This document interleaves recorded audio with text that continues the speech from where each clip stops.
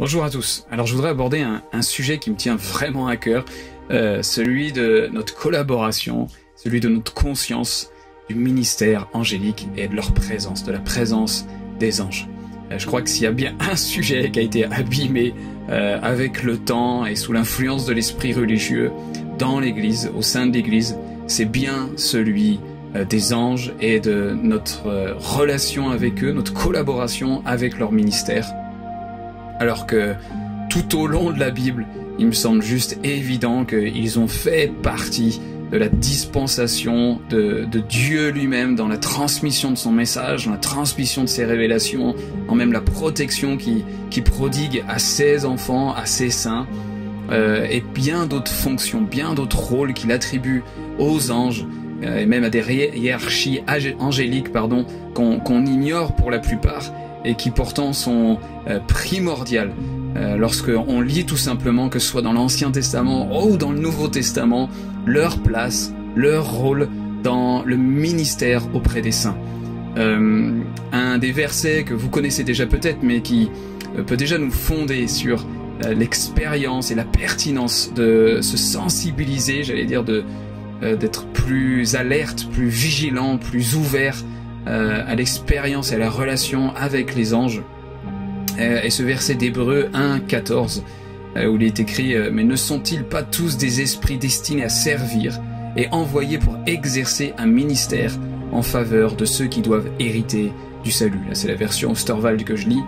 On va voir d'autres versets par la suite, mais c'est tellement important de considérer, de réaliser leur ministère auprès des enfants de Dieu, des fils et des filles du Dieu vivant, auxquels ils sont présents, auxquels ils se rendent disponibles pour obéir à Dieu lui-même, pour notre protection, mais aussi pour nous équiper dans notre ministère, dans notre vocation céleste que nous avons héritée en Jésus-Christ.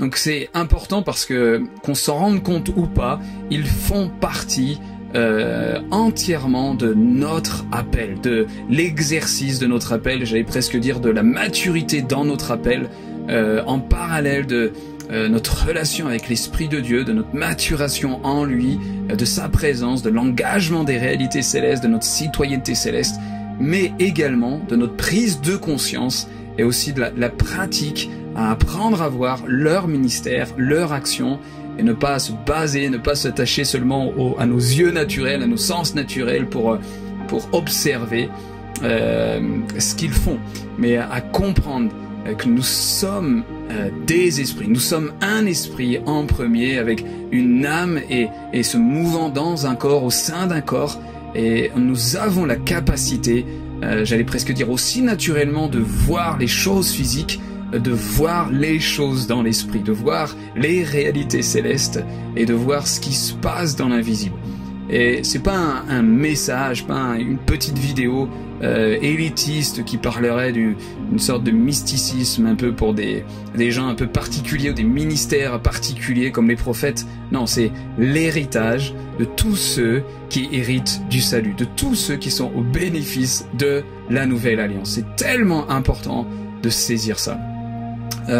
Pour moi, à partir de 2018, et 2019 a été une année où ça s'est intensifié, j'allais dire, en tout cas dans ma recherche, et ensuite dans les premières expériences que j'ai vécues dans ce domaine-là.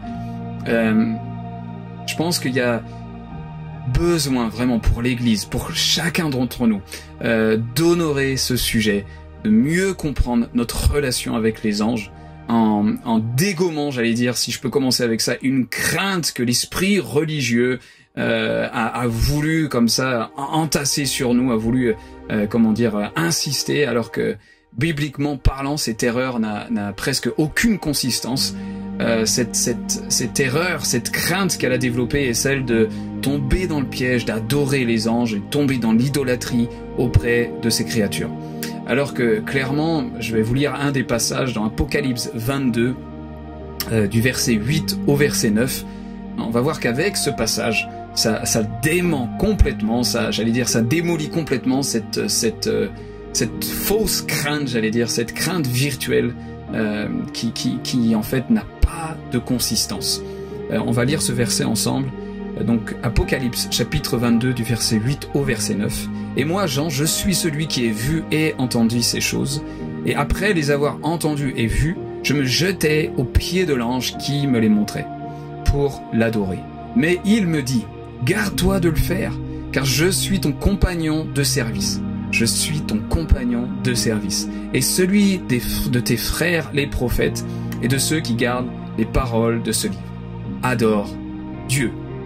Donc déjà, on a une fondation biblique sur le fait que les anges eux-mêmes, lorsque c'est une expérience authentique avec eux, les anges eux-mêmes nous refuseraient toute tentation de les adorer, de les louer ou de tomber dans l'idolâtrie les concernant. C'est tellement important déjà de dégommer, d'invalider cette crainte que l'esprit religieux a voulu imposer à l'Église.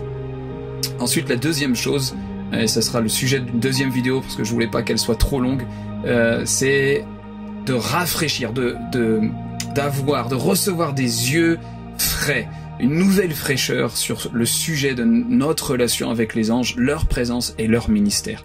Je crois que bien souvent, là encore, l'esprit religieux a fait des dégâts. D'abord en pensant que ça concernait simplement certains ministères pour accueillir leur présence et pour voir leur présence et leur action et leur ministère. Et puis ensuite, une sorte de concept très religieux sur le fait d'interdire notre relation presque amicale avec les anges.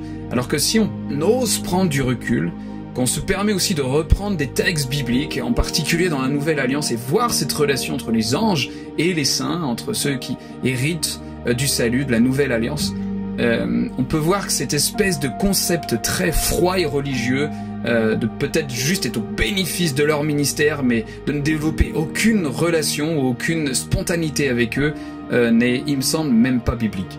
De ma propre expérience et entre autres avec un livre que j'ai lu et qui m'a réellement sensibilisé à cette vision, cette compréhension différente de notre relation avec eux, beaucoup moins religieuse mais beaucoup plus dans le relationnel.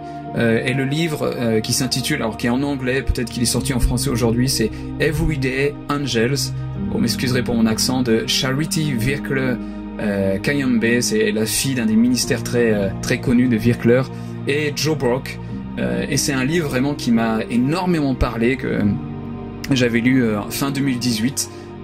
Et c'est vraiment le témoignage, et j'allais dire la révélation, la compréhension d'une relation différente que ce que l'esprit religieux a voulu nous imposer concernant les anges. Ça impose et ça nourrit à travers tellement de références bibliques une relation beaucoup plus spontanée, beaucoup plus confiante, rassurée et paisible avec leur présence, avec leur ministère. Je crois que ça apporte réellement un relief tellement plus grand même dans notre relation à la vie quotidienne et à ce que Dieu fait dans nos journées, au milieu de nous et avec les gens qui nous entourent. Parce que les anges qui eux-mêmes nous sont mandatés, qui généralement révèlent des facettes de notre appel céleste, souvent j'ai pu en parler et puis amener dans l'expérience dans des Christos Kairos, ces anges bien souvent sont là pour nous aider dans la vocation céleste qui nous a été donnée, dans les dons que Dieu a déposés en nous et que nous avons besoin de pratiquer. Leur présence est bien souvent pour nous accompagner dans cette pratique de nos dons, dans l'entrée dans nos ministères, dans notre service des saints, dans notre vie au quotidien, que ce soit pour notre protection et que ce soit pour plein d'autres sujets que je développerai dans au moins une autre vidéo. Voilà, donc c'était une première petite introduction avec là seulement 2 versets, Hébreux 1:14 et puis Apocalypse 22 du verset 8 au verset 9.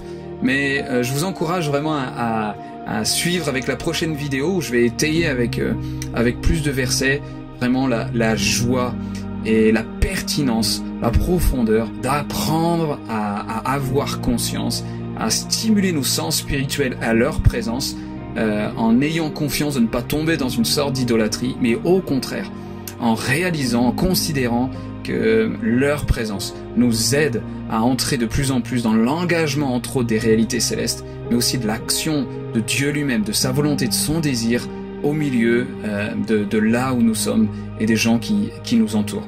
Voilà, j'étayerai aussi une prochaine vidéo avec des témoignages personnels. Et je vous remercie d'avoir écouté cette vidéo. Et j'espère que ce sujet, si ce n'est pas déjà le cas pour vous, puisse vraiment sensibiliser une recherche, une faim, un désir d'honorer leur présence et de rechercher à les voir avec d'abord les yeux de notre cœur, les yeux de notre esprit. Voilà, mais ce sera le sujet de la prochaine vidéo. Je vous bénis abondamment et je vous dis à la prochaine.